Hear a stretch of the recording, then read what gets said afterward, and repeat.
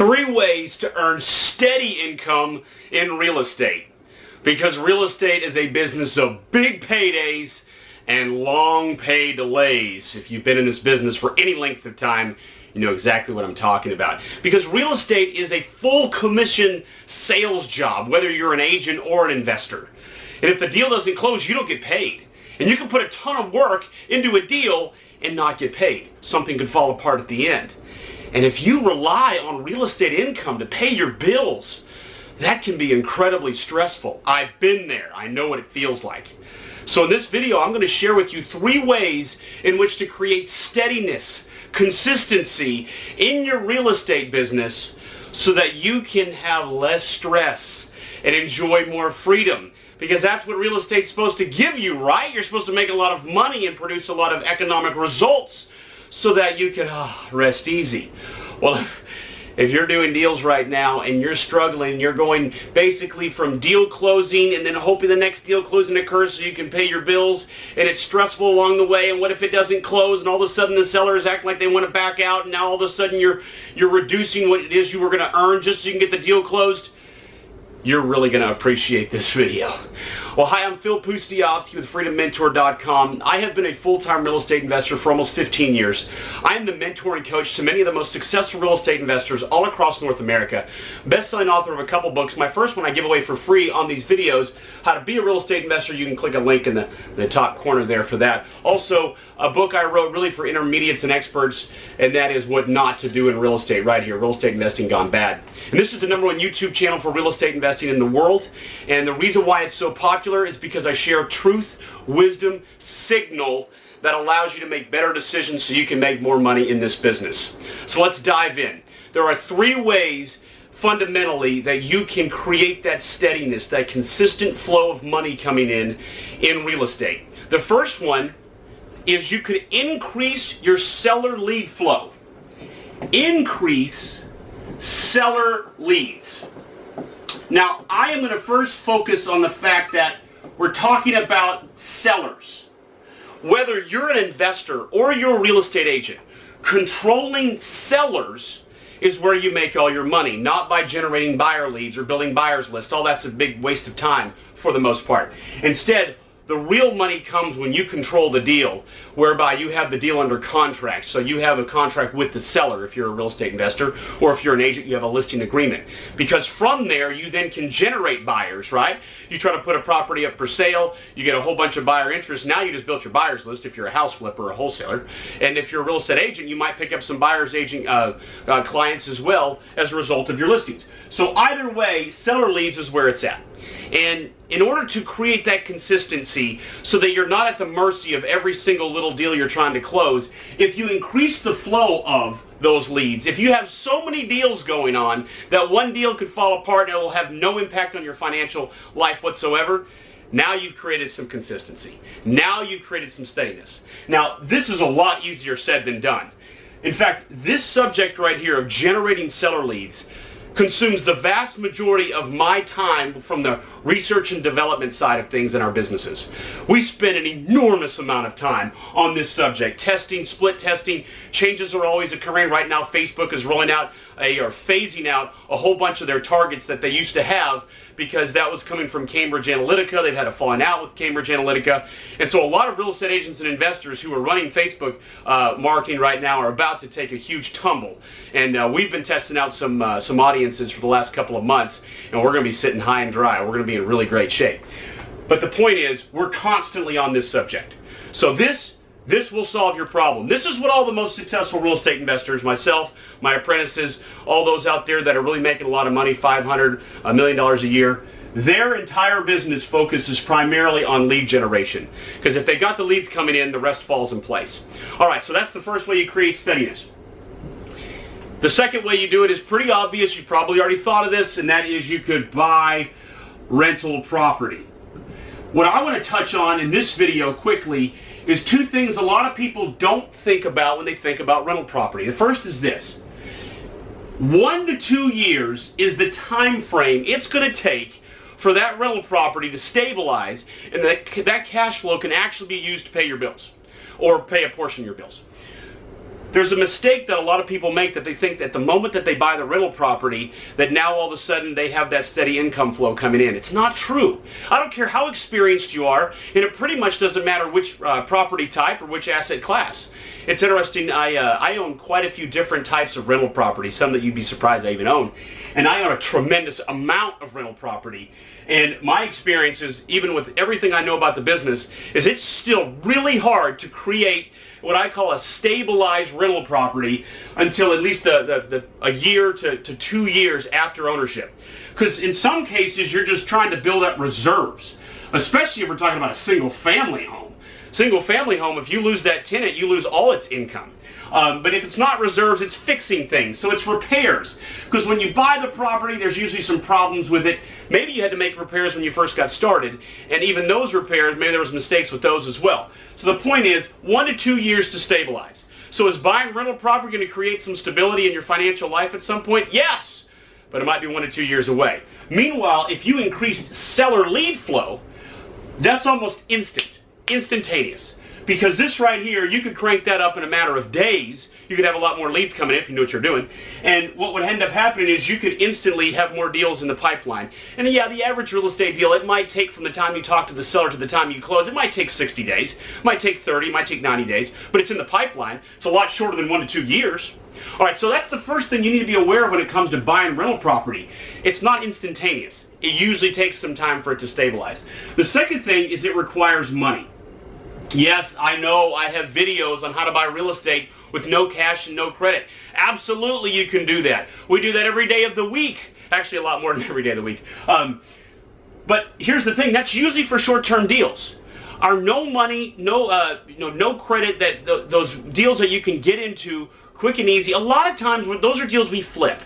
Yes, you could acquire a property subject to, and maybe you get the seller to do owner financing in a second position. And yes, you could do a rental property long-term with creative financing with very little money down. But the reality is that even when you do that, you typically have no cash flow. Usually you have to give the seller some money, spend some money on repairs when you first buy it, and then maybe a few months of holding costs, and then you get the tenant in there, and those are the ones that actually cash flow well. So the point is, you need money. And that can be for a down payment, and if it's creative financing, it can be for repairs, maybe paying the seller a couple of bucks. And that money, I mean, that could be $10,000 to $30,000 just to buy one rental property or more. And so what happens is, yes, buying rental property can create stability, but it not only takes time for that to stabilize, it takes some real money to even acquire it. And this is a whole lot cheaper. I mean, if we're talking $50, $100, $150, $200 a lead, it's a lot cheaper to increase lead flow and be doing deals than it is to be buying rental property to create a little bit of cash flow. And plus, when we talk about rental property, usually we're talking about what's called a return on investment. So if your return, let's say you put $10,000 into it, and your return on investment, let's say it was 20%. Okay, well that's $2,000 a year. That's what a 20% return on a $10,000 down payment is. That's $20,000, or that's $2,000 a year. Or on a yearly basis, on a monthly basis, we're talking about significantly less, 150, 167, something like that. All right, so if you want to increase stability, it's a lot faster and a lot cheaper just to increase seller leads. Make sense? But obviously, this is absolutely wonderful. And I own a tremendous amount of rental property. I encourage you to own a tremendous amount of rental property. But just recognize those two facts. It's going to take money. It's going to take time for it to stabilize. All right, great. Now, if you stuck around this long, I've got great news for you. Number 3 is a really exciting thing to share. It's exciting because if you ran into me on the street and you said, look, Phil, I'm first getting started in real estate. Can you give me some words of wisdom? I would tell you what I'm about to say right here. This is really special because it's also important for right now in today's market as I'm shooting this video, more so than ever before. I'm going to call this guaranteed fees. Guaranteed fees. Now, as a real estate investor or agent, there's not many ways to get guaranteed fees. However, if you have time, if you're younger, or if you are making a career transition to real estate, you may want to strongly consider either becoming an appraiser, talk about that here in a moment, or an inspector. Look at any real estate deal. Look at any real estate deal, and there's typically, almost without exception, an appraiser getting paid and an inspector getting paid. and they get paid a guaranteed fee. So, some of you appraisers and inspectors might be watching and saying, yeah, Phil, but sometimes people stiff me. Okay, true. You might get stiffed ever so often, but this right here, this is guaranteed money. And here's what's so fascinating about this. Appraisers are a dying breed. Believe it or not, there are very few appraisers out there right now. The biggest problem with closing a real estate deal quickly, if you're getting a loan or an appraisal is necessary, is finding an appraiser that isn't 3 weeks or a month or 2 months behind. This is a huge income opportunity for many of you watching. I was talking with an individual who is in charge of the Department of Transportation for a large state in this country, and he was telling me that one of the keys to their growth is that they have to have appraisers on staff, because the Department of Transportation, if they're looking to expand and create a new highway, they have to buy real estate from private landowners in order to build that highway. And they need appraisers to verify that they're paying market value for that land. Well, I was told by this Department of Transportation leader that for every, he said this number, 500 engineers he can find to help engineer the new road, he can find one appraiser to help him. Meaning, it's so hard for him to staff up appraisers. This is this rare breed that just is so few far in between out there. And what makes this so fascinating to me is, as a real estate investor, and even if you were just an agent as well, knowing what a property can appraise for is one of the single most important skills you'll ever need to know as a real estate professional. This right here is like the most important skill, if not one of the most important skills. And so why not, if you have the time and you need that steady income, why not become an appraiser? I know what you're saying, well, Phil, to become an appraiser, I have to get licensed, and I might have to have a 4-year college degree. Well, guess what? In the state of Florida, about 2 months ago, for the first time in Florida history, they have changed the laws and what is required to become an appraiser in the state of Florida, and you no longer have to have a college degree. Why did they reduce that? Because they need appraisers. It's because the market is starving for appraisers, and there's not enough of them out there. This right here is a tremendous opportunity. Many of you watching, I want to encourage you, go become an appraiser. There's literally almost no downside. Having the skills of an appraiser will help you as a professional in real estate, even if you increase lead flow and even if you buy a bunch of rental property. But it's guaranteed money. Most of the time, these are $400 plus. You can do a couple of those in a day. This right here is a huge opportunity. And then inspector. Absolutely, this is another one. They also get paid, sometimes $400 plus as well. There may be a few more inspectors out there, but that's also a dying breed. I got a neat story for you as it relates to inspectors. So when I was a senior in college, I worked at a country club in the summer, right before my senior year, and I was waiting tables at this country club restaurant. And I got to know some of the members because they would come in on a consistent basis.